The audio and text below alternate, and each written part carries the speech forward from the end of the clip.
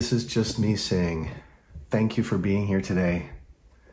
Thank you for watching and listening, for being a part of this community that is growing like a beautiful seed in our own Garden of Eden.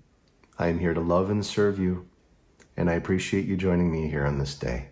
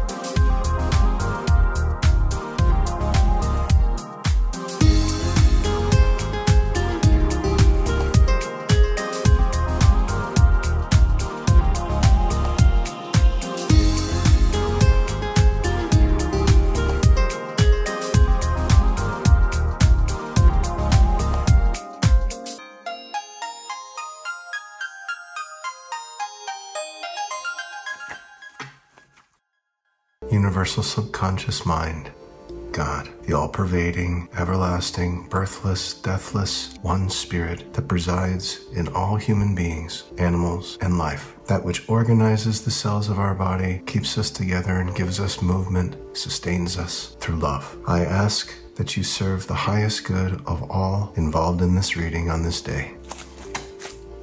What messages? Right off the bat. Okay. What messages do you have for us today? The Hanged Man. This is a change in perspective in life. You'll see that the Hanged Man has this unique head in the sand perspective. 2 more cards coming out today, so let's take a look. Oh, there's 3 here. Let's start here with the 9 of Swords. This is a victory against a stronger opponent.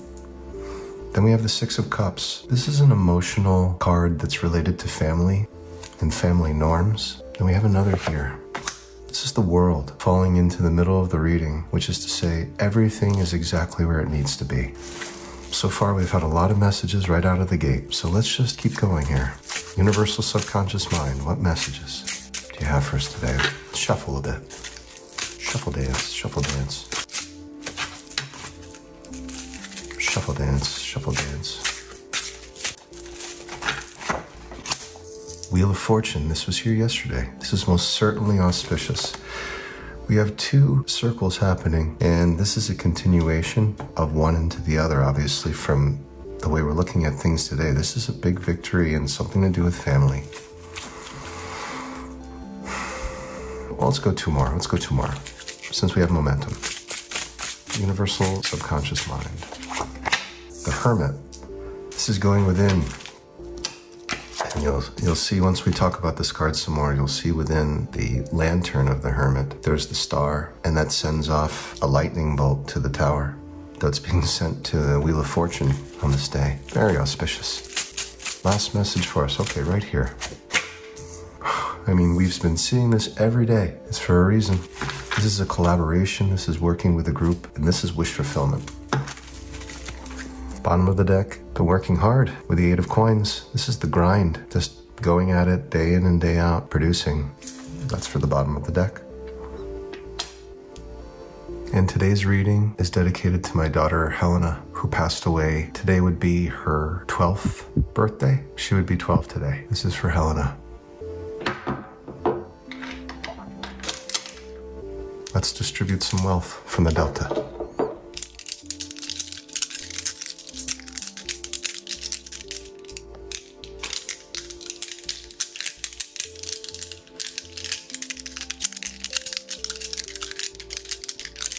And may the 4th be with you, my friends, on this day. To the querent who's asking questions about life, The messages are profound on this day. Let us meditate with them now. Let's add some gold for the wisdom of the Hermit. Everything's exactly where it needs to be, especially with this new perspective. I love the idea of a victory against a stronger opponent. Everyone likes an underdog story and a David versus Goliath story. Family, of course, is paramount. Right there, falling in place. An upturn in fortune, yes, of course. And wish fulfillment, abundance, and collaboration. Hard work leads to success in time. It's just the grind. Let's see where else our gold goes today. One for the Hermit. It's got some cayunes there. You can see the tower itself. The Hermit's a bit of a lighthouse in himself. A phallic symbol. We had a phallic symbol yesterday, so in case you're wondering what that's all about, it was very funny. And it was right around here that it happened yesterday. That didn't quite reach. Let's give a little more oomph. There we go. That's for family right there. Coming together. And the hangman saying, really? You want me to look at this? How about you send me another sign? How's that? Oh, now I'm looking at something else. I'm looking at that victory coming from this shape of a 4. I'll show you that in a bit, don't worry. There we go. It looks like there's an arch happening here. Let's see if we can join it. Well, whoever lost there, whatever that victory was, it was a surprise. It was a shocking one. Says the Wheel of Fortune. Says the Hermit. Says the world. How about this? Seems like everything is in its place. There we go. That came from the hard work of the 8 of coins over here, the portal for today. Let's do some dowsing with this. Everything's pretty fixed in its place, so we're going to use this to knock out whatever's over here. It's not moving. Doesn't want to move. Family doesn't want to move. Well, let's see what happens now that we have the force of the Hermit, the Wheel of Fortune, and the world. Going right in the middle. Yeah, eventually it has to come around, you see? And everything comes with. Just so you know, my friend, some things are inevitable. This is like Saturn's scythe. Saturn represents karma. So whoever this opponent is, holding on for dear life, as they say, finally having to let go, as the forces that are before us with the major arcana, they cannot be beat, especially with the world in place in the middle. It's to say everything's exactly where it needs to be and there's nothing that can be done about it. What's here is what is now and eventually bound to pass. It must be expressed. Okay, so let's begin with the portal for today. Underneath we have our elusive friend, and I say that's our elusive friend over here because it has to do with paradoxes and doing something against the norm, just showing its face right here. And there are days when I've talked about it quite a bit, the devil card, but it represents going against the establishment of norms. That said, that's not the priority. The priority here is work, work, work. We have here the 8 of Pentacles. This is an individual. It's very concentrated on the task at hand, just cranking out pentacle after pentacle here. This serves as the portal for today, our entrance into this reading. Let's see what the Marseille has to say about this 8 of coins. This represents uniformity, the symbol of a mechanical structure. You can see the order of it. It shows that these practical considerations that you're making prove efficient. There is a result that cannot be denied, but it lacks a human touch. Our human touch is right over here. It's in that area, just so you know. It's in the background, supporting this. Even though it's routine work, it's a slow and patient advance that's being made. Next we have Le Pendu, the Hanged Man. This Hanged Man is seeing things a little differently than most. In some depictions of this, you'll even see the head that is below the earth, which is to say, this person's got his head in the sand. This is the 12th major arcana. Number 12 relates to Jupiter energy, Jupiter, which has to do with expansion, wealth. There's also some Emperor energy going on here. If you don't believe me, just take a look at this inverse. It gives you the number 4, but you have to be creative to see it. Go take a look at the movie Jaws in the beginning. The man lying on the beach takes this position, which is to say his arms are bound, at least the subconscious, that blue area is bound in thought. And the legs hanging active and very alive. It's a balance between the two, leads to wisdom, a newfound perspective. When there's nothing that you can seemingly do with your environment physically, the way to survive is go into the mind. And the Hanged Man has that perspective. And that perspective proves very powerful, because we're going to see how it serves with that victory that is to come. But before we get ahead of ourselves, let's hear what the Marseille has to say about this beautiful card, the Hanged Man, which is misunderstood. So if you're imagining seeing things from a unique point of view, imagining enduring difficulties for a worthy cause, where there's a period of deep self-examination, which also ties into the Hermit, mustn't forget. So there's deep personal examination, self-examination. Could also represent passivity. You're not really engaging physically in things so much as accepting the reality of something, even if it's the opposite of what you expect in the now. And so it's the idea that opposites attract. And what it leads to are these very unique outcomes. Speaking of misunderstood cards, here we have the Nine of Swords. You see an individual in bed, but this is not an individual so much as it's the mind of your opponent, who was very strong in a position of complete and total power and woke up one day finding that everything had changed and there was no more power in hand. How is this possible? Well, it has to do with forces that are beyond the control of the physical. And these come about in a shocking and surprising way sometimes, as is with the Nine of Swords. This represents courage. So if you're imagining winning a fight against a superior force, the David versus Goliath type of narrative, and you're doing it with pure intentions from your heart, putting your imperfect means to good use, whatever your restrictions are, you're making the best of it, you've activated the power of the Nine of Swords. It works in your favor.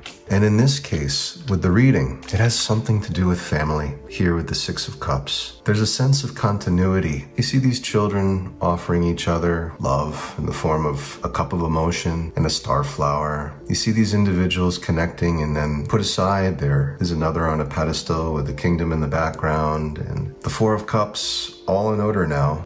This is a long-term relationship that's been active for a long time. It could be family, it could be a relationship that's romantic, it could be a workplace relationship. Whatever it is, it's this repetition between different generations in the family. So whatever family traits exist, whatever cycles, they're showing themselves in this moment, especially after this victory. It's like stirring up the ant farm, stirring up the nest. It's responding now. And it shows that there's a stable personal alliance occurring. Whatever it is, it's a personal alliance between maybe yourself and a family member, or with a friend, or with a colleague. It's auspicious anytime we're dealing with the sixes. And if you don't believe me, just have a look at what's next. Here with the World, it states that everything's in its place. Look at the balance between the four corners, the elements, and you also have two of the magician wands in this woman's hands. It represents Mother Earth. This is a very powerful depiction of Gaia. And she's wrapped in these ornate robes, which are royalty purple, this royal purple, which represents the balance of the masculine and feminine. And it also has the snake-like movement, the Ida and Pingala, masculine and feminine, the caduceus, all these symbols, the philosopher's stone, the cosmic egg. You can see all of that within this card. And a few X's there just for good measure, and it's number 21, which breaks down to a 3, similar to the Hanged Man breaks down to a 3 numerologically. So we're dealing with numbers that are very much in sequence with each other, between 3, 9, 6, and a reduction to 3 again. But let's hear about what the Marseille has to say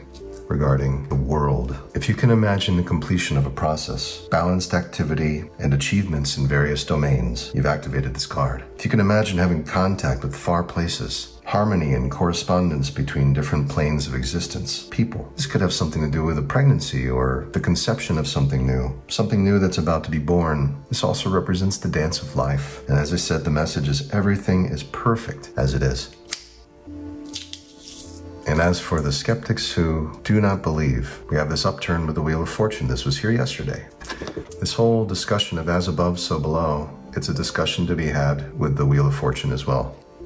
Everything is pointing in the direction of the good. There's been a victory already, newfound perspective, some family routine that's being disrupted, or it's just being enhanced with some form of love that was unexpected. Whatever it is, it's auspicious. Le Rue de Fortune, la Rueda de Fortuna. This represents a change in circumstances and position. It's a rise after a fall. And so you're putting faith in something that everyone would say is regarding capricious luck, but you know there's no luck. This is a divine plan that's in play. And so you're adapting to the routine of everyday life as you understand this truth in yourself. And it's also a hint to previous incarnations.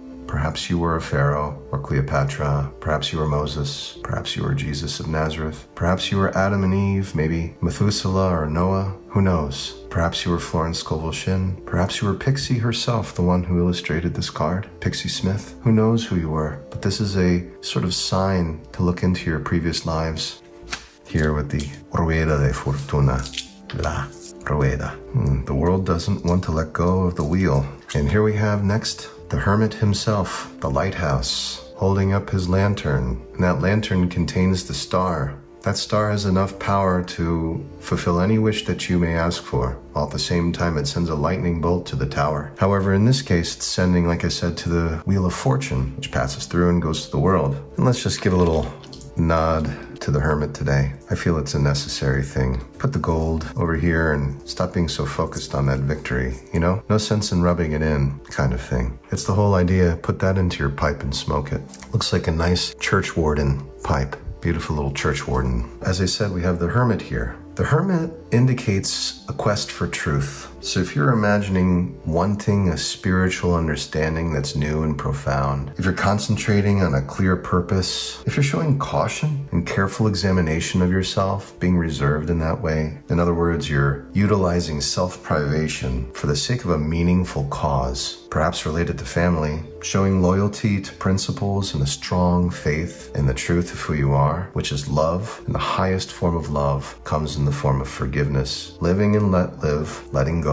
The Hermit helps you with all of this. And the message from the Hermit, more than anything else, is look for the essence of things. So yeah, you may just see someone who's standing and looking down, has a staff in hand, but understand that that represents the wands. Understand the color of the robe is not so much blue as it's purplish. It's a blending of the masculine and feminine energies, and that's a long stick, which is to say, it's a powerful, fiery force. Yet there's no growth. You see that? No growth on this wand, where in most of the wands, there's growth. Yet in this case, we don't see that. And he seems to be standing on top of the ocean, walking on water. This is someone who's deeply concentrated on the subconscious. And what's being stirred up is the power of the star. This is wish fulfillment. And it's a number 9, which is the great repeater of numbers. It's the most powerful. It works independently at the same time it's involved in everything. So this is a very powerful card that we have today. Put that in your pipe and smoke it. Speaking of 9s, I mean, look at this. We have the 9 of Cups yet again. This has to be the 7th or 8th day in a row that we've had this. And it usually comes at the end of the reading. And you have this individual who's fixed in this position, desiring collaboration. This is collectivity and a willingness to work with the talents that you have independently with a group, while at the same time everyone in the group gets their recognition. Everyone gets to be seen in the light of their goodness. It's a very auspicious card that comes right at the end, this sort of wish fulfillment. And so the 9 of Cups, as I said, represents collectivity. It's a group or an organization that's working harmoniously with everyone finding his or her proper place. You're accepting a role in a social environment. It leads to happiness and wish fulfillment. Your wishes are coming true. Let that be the last message for this day. After all these messages, and I feel this is coming from my daughter, she's reassuring me, as she always has, that the answers are here when they are needed, and not to worry about it, not to ever get caught up in worry, for fear is just false evidence appearing real. That was from yesterday.